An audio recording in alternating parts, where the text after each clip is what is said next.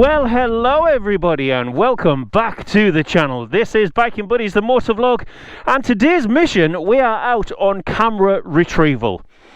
So yesterday I came out and I hid the motion sensing wildlife camera deep in the North Yorkshire moors somewhere in a forest, and today's objective is to go find that. Hopefully it'll have some good yield. If I can find the darn thing strapped to one of these trees. There's only a few hundred trees to have a look at. Oh my life. And we'll find out exactly what it shot at the end of this video. So in fine Biking Buddies fashion, without further ado, I'm going to enjoy these trails and hopefully go find that camera at some point. So as always, grab yourself a brew, grab yourself a beer, strap yourselves in and come with me on this week's Biking Buddies motor vlog. Let's roll VT. Where do you go when you're young, when you're restless, when you're fun, cause you're desperate? Oh, here they come for a chance, for adventure. What's your poison, what's your pleasure?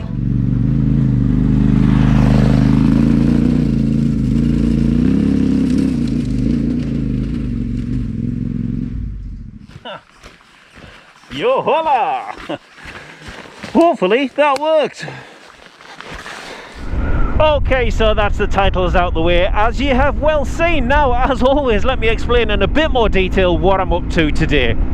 So as you heard there in the pre-intro, I am out on camera retrieval today. Now, arguably the camera is located pretty much almost at the very end of the ride that I've got planned today. Now, I could have just nipped out and got that camera and had a look at what yield was on it. But that said, as you can see, we've got fantastic weather. It's the weekend, it's a Sunday now, so what better way to close the weekend down before the working week than to get out and have a little bit of bike time. So that's what I've opted to do. So I'm going to run a little bit of a route clockwise, as it were, taking in some fairly inauspicious trails, but typically keeping me up on the top of the plateau of the North Yorkshire Moors National Park, which is a place that I absolutely love.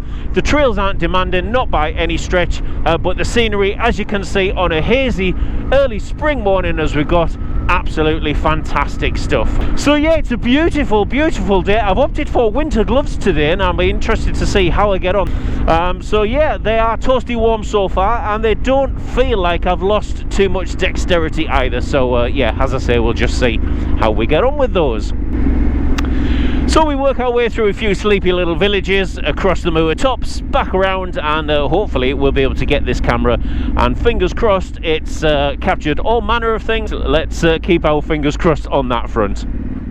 So this sees me really coming up to the start of one of the trails. It's not my first trail, that was where I did the intro, and lots of people have lots of different names for these trails. I typically refer to this one as the Commondale Moor or Shaun the Sheep, and I refer to it as Shaun the Sheep namely because of the bush shelter there. I don't know whether you can see the mural of Shaun the Sheep in the bush shelter. So we're going to head our way over. It's a nice little trail, this one, nice and gentle. Morning! And as you can see, we've had a little bit of rain this week, so there's quite a bit of water around. And I guess that's one thing that this trail is really, I wouldn't say famed for, but it certainly is marked. After we drop down a little dip and climb back up the other side, it's hardly a drop or a climb, but that's when there's quite a few wet sections. These are just little puddles that you can bob in and out of. Some of them deeper than others, but yeah, I don't mind a puddle or two. That was a deep one. Felt the bike drop there. I don't mind a puddle or two.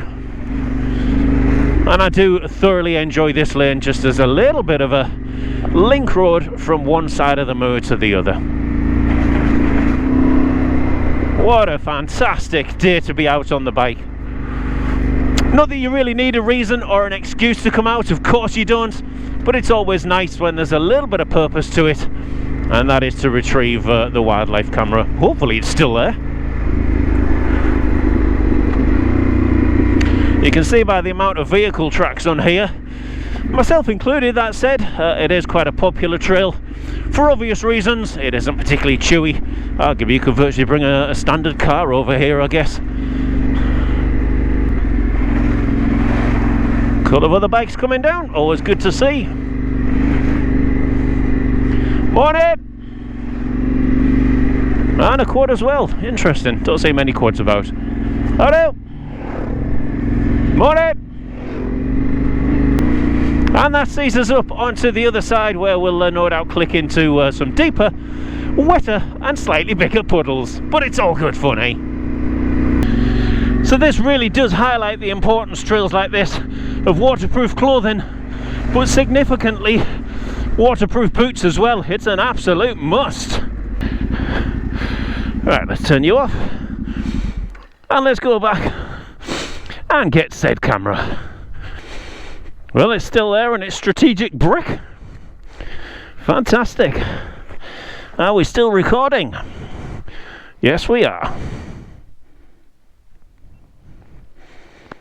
So that's the camera retrieved from its strategic brick and back on the bike. I thought I would just pause here momentarily anyway, early in the day's proceedings, just to kind of show you a little bit why I really enjoy trails like this. They're not challenging, obviously, it's just a dirt trail with a couple of puddles, a few deeper, granted, but just look at the area that we're in. This is really the feel of the whole ride that I've linked together today. Is just lots and lots of open moorland right up onto the top, onto the plateau of the national park. And it is just, on a day like today, on a Sunday, nice and early in the morning, it is absolutely magical to be out, and just so good to be able to access these trails on a bike like the T7, which is way more capable than me, but it certainly enables me to get into these beautiful, stunning areas.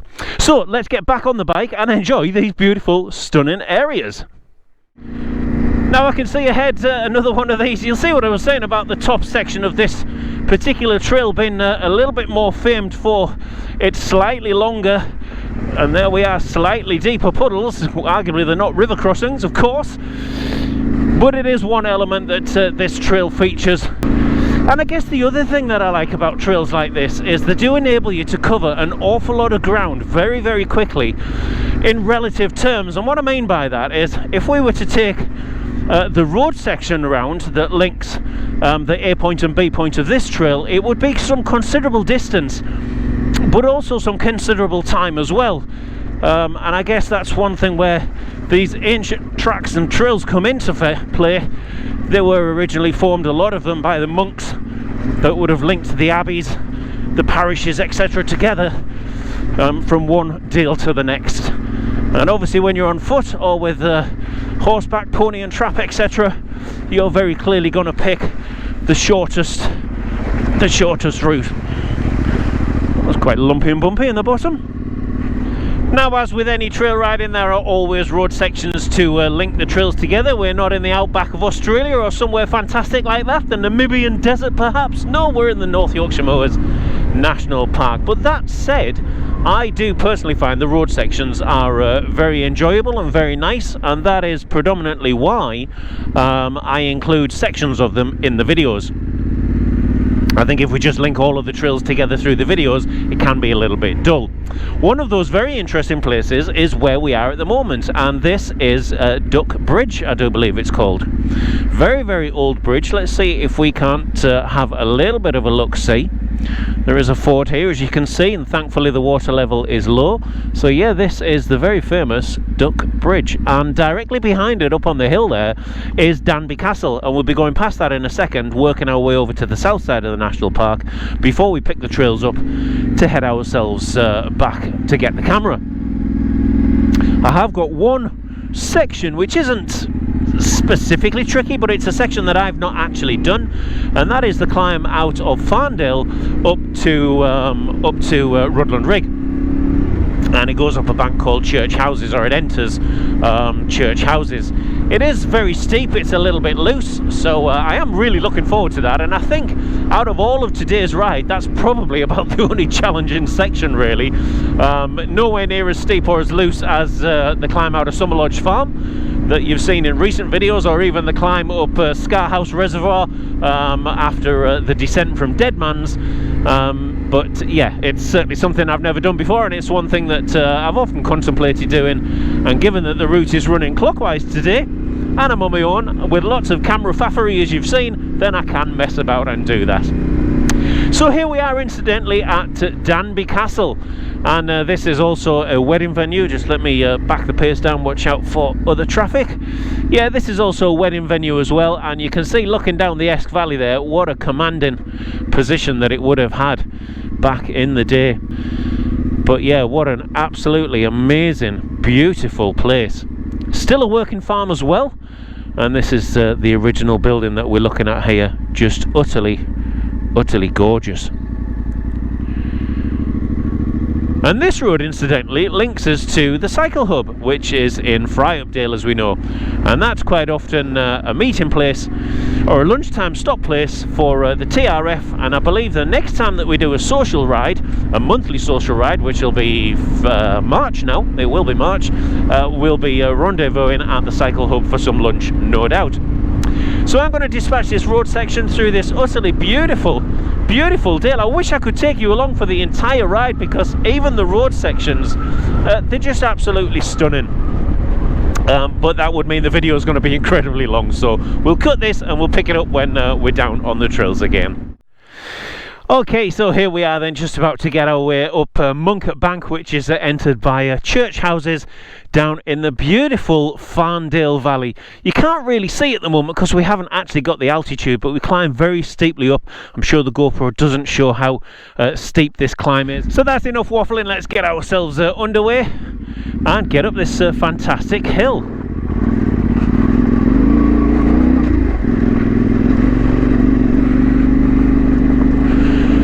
Good old second gear on the T7, it is a climber gear indeed. What a beautiful morning. It is just so nice being out on a day like today. And with it being quite early as well, there's typically just nobody around.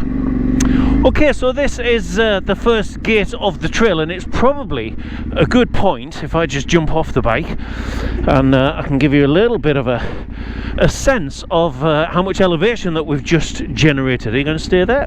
That's better. Yes, just how much elevation that we've gained there relatively quickly. There's the farm down at the bottom. This is the beautiful Farndale Valley stretching out in front of us as we've got this very steep climb up onto the top. So let me get on with it. So as I say, there isn't really anything too inauspicious about the climb itself, really. It is a little bit of a momentum hill, but then at the end of the day, aren't all ascents. So relatively smooth. There's been quite a bit of grading. There used to be some quite big steps there, to be fair. I do like those little drainage humps and lumps.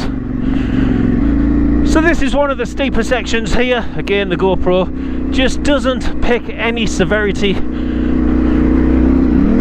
of any hill up. Nice little jump. But I guess it's just more, it's more loose than steep. Nice little jump.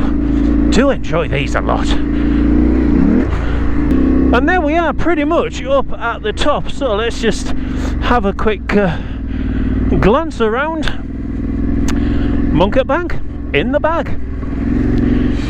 And Munkett Bank, climbing out of Farndale, for those of you that know and are familiar with the area, joins onto or crosses over the saddleback of Rudland Rig, which is exactly where we are at the moment. If we were to carry straight on, we would dip ourselves down to Bransdale, but that's not where we're going. We're going to hang a right here because our camera, and that is the purpose of the entire day, is pretty much at the end of this trail. So I'll climb across to the top and then we'll have a look and see what kind of view and vista that we're getting off over the top looking down the Tees Valley. It should be very good today. Well, this seems like as good a place as any to have a little bit of a lunch. Let's have a look around. Obviously you can see there behind me, this is where I have come, and that's where I'm going over the hill and drop down into the Tees Valley. So we'll have to wait a few minutes just for that all-encompassing view of the Tees Valley as we drop off the top. But certainly looking across the Cleveland Hills there to my immediate left, I mean, wow, what a perfect day to come out and pick this camera up, and I'm really pleased that I've decided to link a little bit of a trail ride in with getting the camera that incidentally is at the very end of this trail. I could have nipped out and done it in about 15 minutes, but no, why would you do that and waste a perfect day that we've got? So I'm going to get a bit of lunch here and just enjoy this fantastic view that we've got, and then we'll push on and go see what belies us at the bottom with the camera. What an incredible stop for lunch that was there. Very welcome and much needed. So here we are. This is the long-awaited view off the top of Rutland Rig, down towards the Cleveland Vale and across to the Northern Pennines and the Yorkshire Dales to the south and to the west. Absolutely amazing place. The sense of elevation that you get is just unparalleled, to be fair. So the camera, we are on the closing stages now. I've got to drop down off the top of Rutland Rig down into the woodland, and the woodland beyond the gate, that is where the camera has been secreted all night. Hopefully it'll still be there.